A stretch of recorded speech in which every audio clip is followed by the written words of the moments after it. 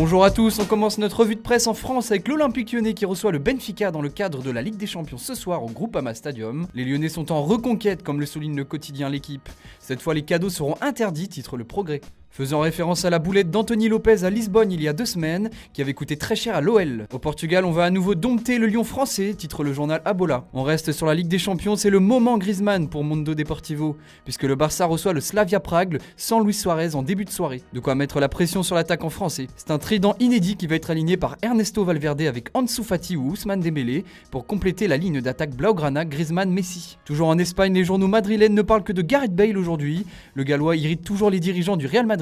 Le média AS s'amuse de la situation et affiche l'attaquant en tenue de golf sur sa une. Selon le quotidien, il y a 3 problèmes avec le cas Gareth Bale. 1. Le joueur voudrait quitter le club madrilène dès le mois de janvier à cause de sa relation avec Zinedine Zidane. Deuxièmement, de retour de blessure, Bale devrait rejouer d'abord avec le Pays de Galles et cela déplaît fortement aux dirigeants, sachant qu'il n'a pas évolué avec la Casablanca depuis plus d'1 mois. D'ailleurs, c'est ce qui anime le journal Marca ce mardi. Enfin, dernier problème, l'ailier irrite sans cesse les supporters du Santiago Bernabéu qui estiment qu'il ne respecte pas le blason du Real Madrid. On passe en Angleterre où l'image de Sadio Mané plongeant contre Aston Villa fait la une de tous les tabloïds anglais. Non, Mané n'est pas un oiseau plongeant, réplique le Daily Star qui s'appuie sur la réponse de Jürgen Klopp à Pep Guardiola. L'entraîneur de Manchester City avait critiqué Sadio Mané de parfois plonger, ce qui a entraîné cette guerre des mots entre les deux coachs qui se disputent déjà le titre de champion en Premier League. Toujours en Angleterre, Hugminson est toujours traumatisé d'après le Daily Mirror suite à la grave blessure d'André Gomes qu'il a causé involontairement ce week-end. Le virevoltant ailier sud-coréen pourrait même ne pas disputer la rencontre de Champions League demain contre l'Étoile Rouge de Belgrade suite à ce choc post-traumatique. Cette image semble encore rester gravée dans sa mémoire. Et pour terminer, on ouvre rapidement une page mercato à moins de 2 mois de l'ouverture du marché hivernal.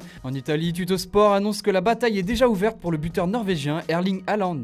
Son club Salzbourg aurait fixé son prix à 100 millions d'euros, ce qui pourrait intéresser la Juventus, le Real Madrid et Manchester United, toujours selon le quotidien transalpin.